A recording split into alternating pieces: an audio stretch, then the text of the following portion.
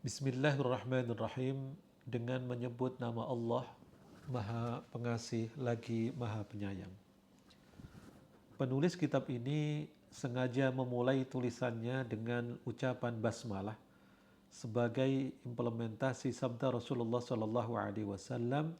Setiap perkara penting yang tidak dimulai dengan Bismillahirrahmanirrahim maka ia terputus.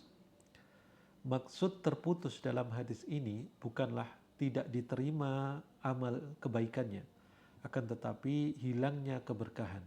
Sebagaimana kita ketahui bahwa keberkahan adalah sesuatu yang mutlak dibutuhkan dalam sebuah amal perbuatan. Jikalau keberkahan itu tiada, maka amalan yang kita kerjakan akan sia-sia. Ada satu pertanyaan yang berkaitan dengan hal ini. Bukankah setiap pekerjaan itu harus dimulai dengan puji-pujian kepada Allah Subhanahu wa taala?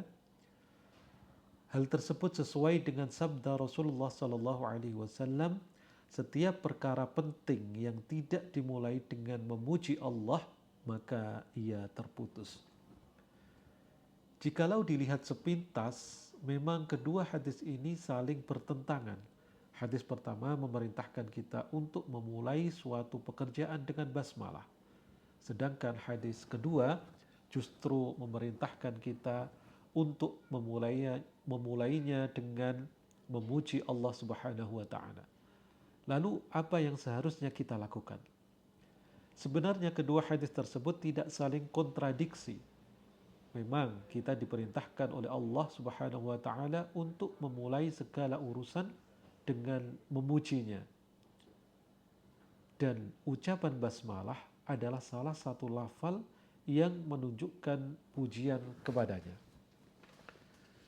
Jikalau kita perhatikan baik-baik, maka kata Ar-Rahman dan Ar-Rahim adalah pujiannya. Kita mengakui bahwa Allah Subhanahu wa taala Maha Pengasih kepada seluruh umat manusia. Pekerjaan yang dimulai dengan basmalah maupun tahmid, keduanya sama-sama mengandung makna pujian kepada Allah Subhanahu wa taala. Lalu beliau mengatakan min alamatil i'timadi 'alal amal, di antara tanda bergantung pada pekerjaan yang salih, nuqsanur raja'i 'inda wujudiz zalal, adalah kurangnya keinginan untuk melakukan kemaksiatan. Di antara tanda bergantung pada pekerjaan yang soleh adalah kurangnya keinginan untuk melakukan kemaksiatan. Terkadang ketika seorang muslim melakukan berbagai amal soleh, ia menyangka bahwa itu cukup untuk menyelamatkannya dari api neraka dan memasukkannya ke dalam surga Allah Subhanahu wa taala. Ia bergantung pada amalan-amalan itu. Ketika ia melakukan suatu kemaksiatan, maka ia hanya cuek bebek. Dalam pikirannya, semua itu akan tergantikan oleh amalan-amalan soleh yang selama ini dilakukannya. Ia menggantungkan harapannya pada amalan-amalan itu dan mengurangi rasa berharap kepada Allah Subhanahu wa taala. Sebenarnya ini adalah sebuah kesalahan besar seorang muslim.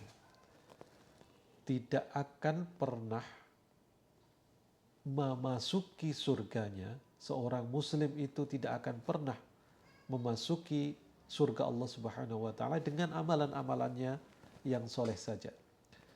Akan tetapi dengan rahmat Allah Subhanahu wa taala.